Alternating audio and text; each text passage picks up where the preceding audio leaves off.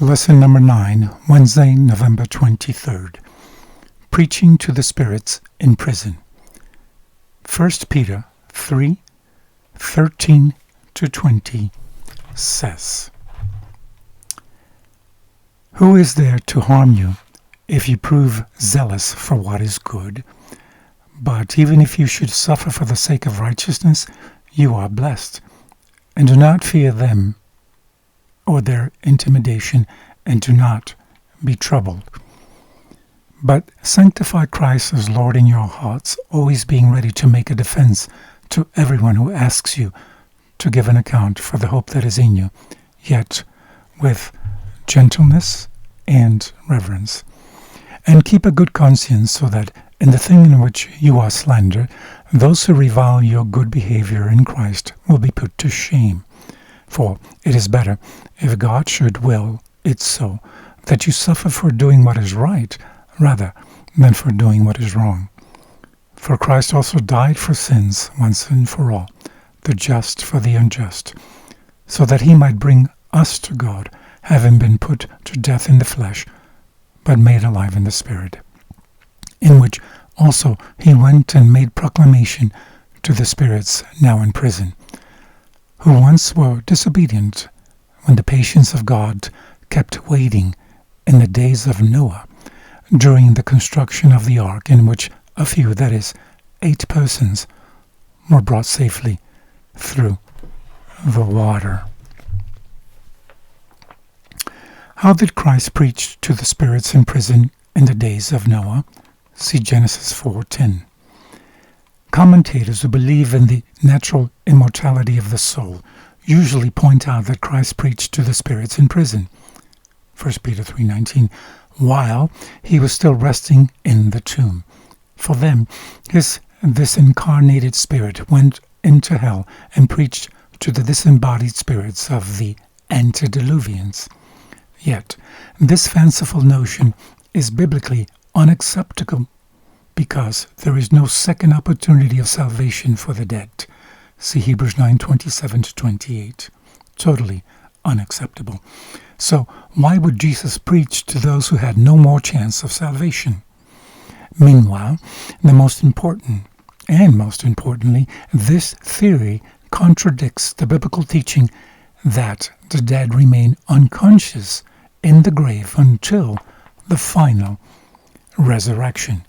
See Job 14:10-12, Psalms 146:4, Ecclesiastes 9:5-10, 1 Corinthians 15:16-18, and 1 Thessalonians 4:13-15. Also, if this verse were really saying that Jesus, while bodily in the tomb, went down to hell and preached to the wicked antediluvians, why did only they hear his message? Were no other lost people burning in hell with them? Why did only the antediluvians hear him preach? It also is senseless to suggest that Christ preached to the fallen angels who had been disobedient in Noah's day, while the spirits in prison are described as having been disobedient formerly. The Bible speaks of the evil angels as still disobedient today. See Ephesians 6:12 and 1 Peter 5:8. Furthermore, the fallen angels are kept in darkness, bound with everlasting chains for the judgment on the great day. See Jude 6, without any opportunity of salvation.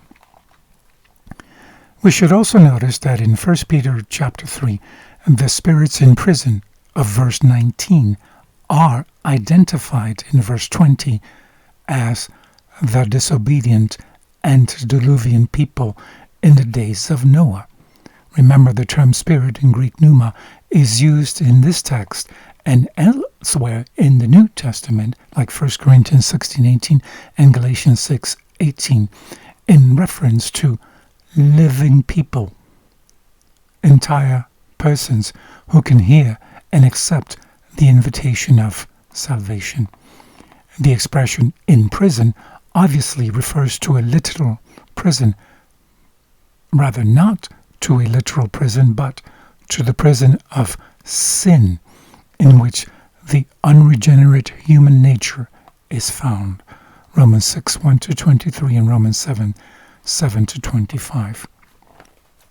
Christ's preaching to the impenitent antediluvian people was accomplished through Noah, who was divinely instructed by God, Hebrews 11:7, and became a preacher of righteousness to his contemporaries, 2 Peter 2:5.